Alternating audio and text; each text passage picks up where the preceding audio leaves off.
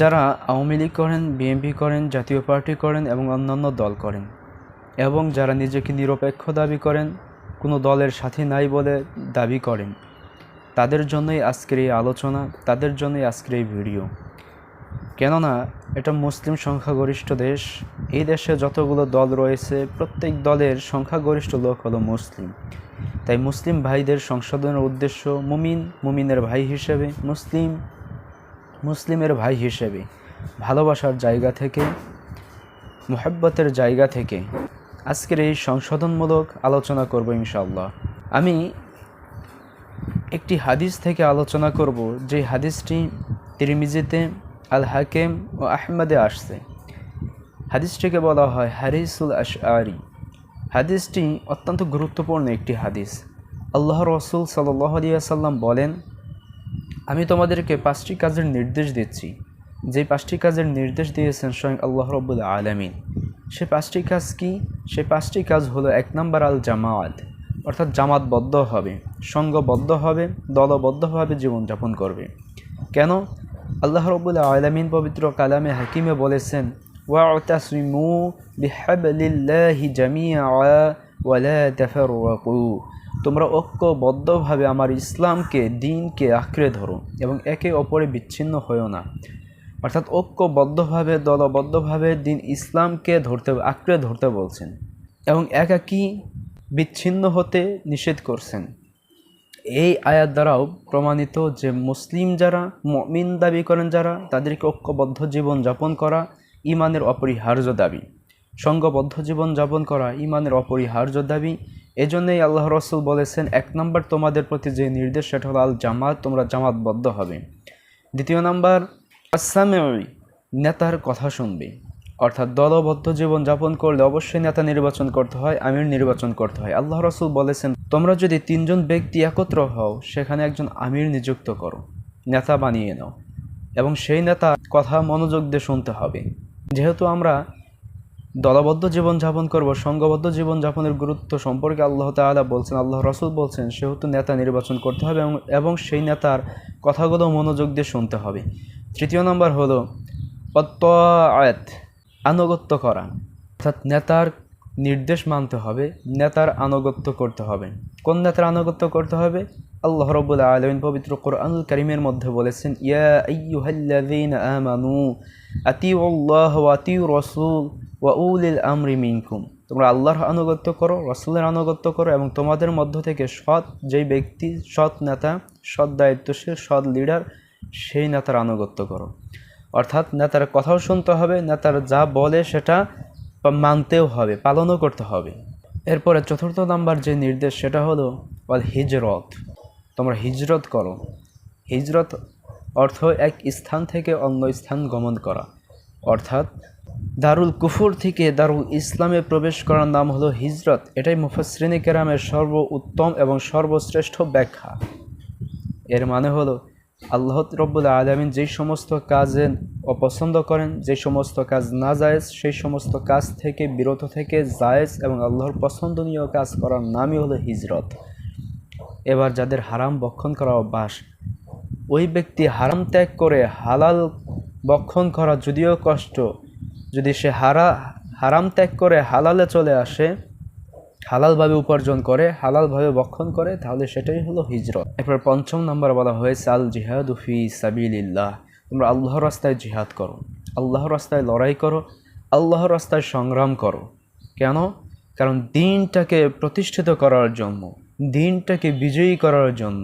ঐক্যবদ্ধর কথা এই জন্যই বললেন, নেতার কথা শোনা, নেতার নির্দেশ মানা এবং হিজরত করার কথা এই কারণেই বলছেন যে একটাই উদ্দেশ্য, যেই উদ্দেশ্য ছিল প্রত্যেকটা নবী রাসূলগণের, যেই উদ্দেশ্য দিয়েই নবী রাসূলগণকে আল্লাহ রাব্বুল আলামিন প্রেরণ করেছিলেন। সেই উদ্দেশ্যটা কি? প্রত্যেক মতের উপর, পথের উপর দ্বীনটাকে বিজয়ী করা, দ্বীনটাকে প্রতিষ্ঠিত করা, আল্লাহর হুকুম হাকাম প্রতিষ্ঠিত করা।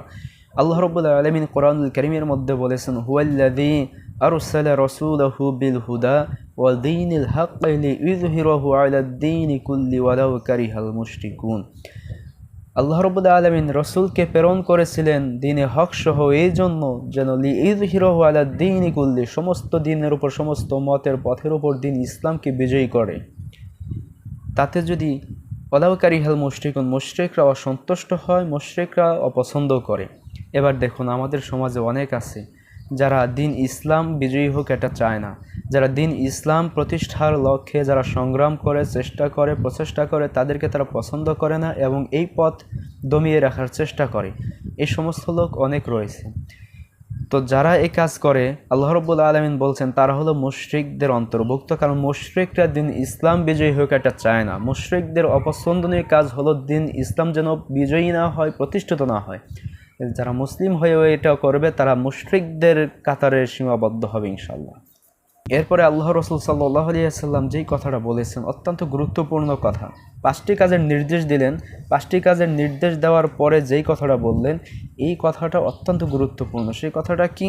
আল্লাহ রাসূল বলেছেন ফাইন্নাহু মান খরাজা মিনাল জামাআতি কাইদা শিবরিন ফাকাদ খালা রিবকাতাল ইসলাম মিন উনুকিহ, যে ব্যক্তি সংগঠন থেকে এক বিগত পরিমাণ দূরে সরে গেল সে যেন তার গর্দান থেকে ইসলামের রশিকে খুলে ফেলল। দেখেন, সঙ্গবদ্ধ হওয়ার কথা বলেন। যারা নিজেকে একাকী দাবি করেন, নিরপেক্ষ দাবি করেন, তারা কথাটা মনোযোগ দিয়ে শুনেন যে যারা সংগঠন থেকে এক বিগত পরিমাণ দূরে সরে গেল সে যেন তার গর্দান থেকে ইসলামের রশিকে খুলে ফেলল। অর্থাৎ ইসলাম নামক রশি দিয়ে আল্লাহ রাব্বুল আলামিন মুসলমানদেরকে বেঁধে রাখছেন। আমরা যেমন গরু, ছাগল, ভেড়া বেঁধে রাখি দড়ি দিয়ে। কেন বেঁধে রাখি? যেন এই গরু, ছাগল, ভেড়া একাকী হয়ে না যায় এবং তার মতো করে না চলে। কারণ সে যদি নিজের মতো করে চলে, সে যদি একাকী চলে তাহলে অন্যের ক্ষতি হবে এবং কি হিংস্র জানোয়ারগুলো তাদের উপর আক্রমণ করার সম্ভাবনা আছে। সেজন্যই আমরা কিন্তু পশুকে বেঁধে রাখি আমাদের অনুগত রাখার জন্য, আমাদের নিয়ন্ত্রণে রাখার জন্য। অনুরূপভাবে আল্লাহ রাব্বুল আলামিন ইসলাম নামক রশি দ্বারা মুসলমানদেরকে বেঁধে রাখছেন যেন কোনো মুসলমান, কোনো ব্যক্তি একাকী জীবনযাপন না করে, শয়তানের চক্রান্তে, শয়তানের ফাঁদে যেন না পড়ে যায়। আল্লাহর অনুগত যেন থাকে, আল্লাহর অনুগত থেকে যেন জীবনযাপন করে, তার ইবাদত করে, তার নাফরমানি কাজ যেন না হয়। কাজে যেই ব্যক্তি সংগঠন থেকে একাকী হয়ে যাবে সেই ব্যক্তি শয়তানের গ্রাসে পড়বে এবং কি সে ইসলাম নামক রশিকে গর্দান থেকে খুলে ফেলবে, অর্থাৎ সে ইসলাম থেকে বিচ্ছিন্ন হয়ে যাবে, সে ইসলাম ত্যাগ করবে।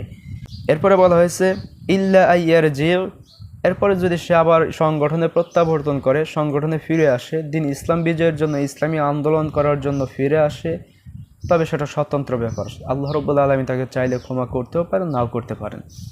এরপরে বলা হয়েছে ওমান দাআ বিদাউল জাহিলিয়া ফাহুয়া মিন জুসিয়া জাহান্নাম। এবার যারা আওয়ামী লীগ করেন, বিএনপি করেন, অন্যান্য দল করেন, তাদের জন্য এই কথাটা।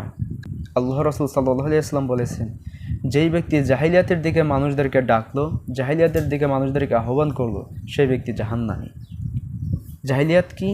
কোরআন হাদিস এর বিপরীত যেই বিধান প্রতিষ্ঠিত করার জন্য মানুষ চেষ্টা করবে সেটাই হলো জাহিলিয়াত। যেই ব্যক্তি রাসূলের আদর্শ ব্যতীত বাপের আদর্শ, দাদার আদর্শ, পিতার আদর্শ, স্বামীর আদর্শ বাস্তবায়ন করার চেষ্টা করবে সেটাই জাহিলিয়াত।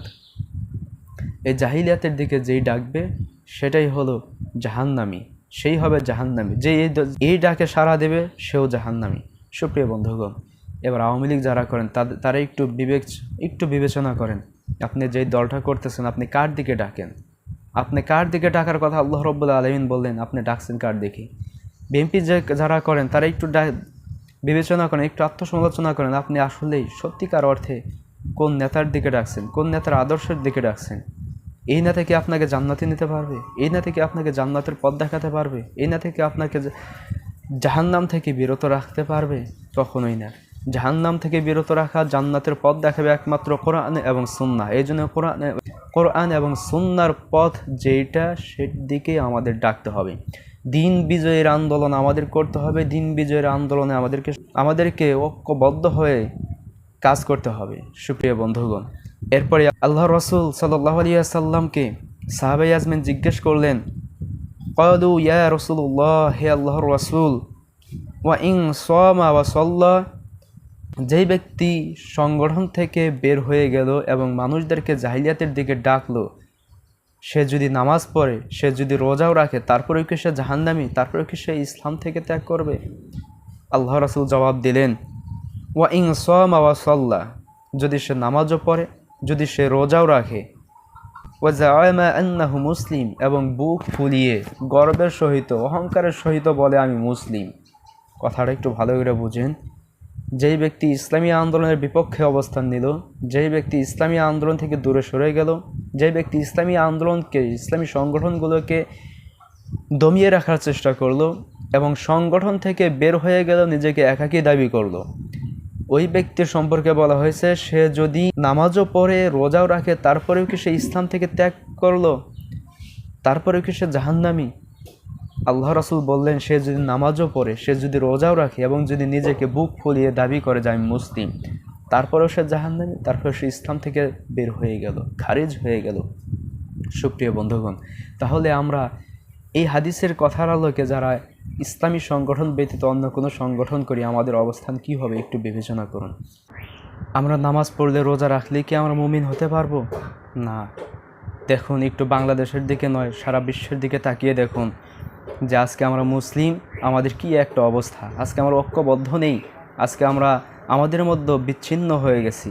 কেউ আওয়ামী লীগ করি, কেউ বিএনপি করি, কেউ জাতীয় পার্টি করি, এক একজন এক এক দল করি, এবং ইসলামী দলগুলো অনেকগুলো দলে পরিণত হওয়ার কারণে আজকে সারা বিশ্বের মুসলমানদের এই করুণ পরিণতি। অথচ গোটা বিশ্বের মুসলমানগুলো যদি ঐক্যবদ্ধ হতো এবং কি এক নেতার আদর্শ মেনে চলতো, তাহলে গোটা বিশ্বের বুকে মুসলমানগণ আজকে মাথা উঁচু করে দাঁড়িয়ে থাকতো।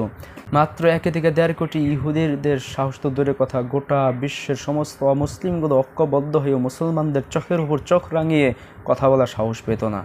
দেখুন, আপনি যে দলই করুন ভাই, সংশোধনের উদ্দেশ্য বলি, যখন আপনার আমার উপর হামলা হবে, নির্যাতন হবে অমুসলিমদের থেকে, তখন কিন্তু আপনি আওয়ামী লীগ করেন, বিএনপি করেন, জামাত ইসলাম করেন, হেফাজত ইসলাম করেন, আর যে দলই করেন সেটা দেখবে না। আপনার নামের সাথে আব্দুর রহমান আছে কিনা, আপনি আব্দুল খালেক কিনা, আব্দুল কুদ্দুস কিনা, মুহাম্মদ নামের শুরুতে নামের শেষে আলী আছে কিনা, এটাই দেখবে। এরপরেই কিন্তু আপনার আমার উপর আক্রমণ চালাবে।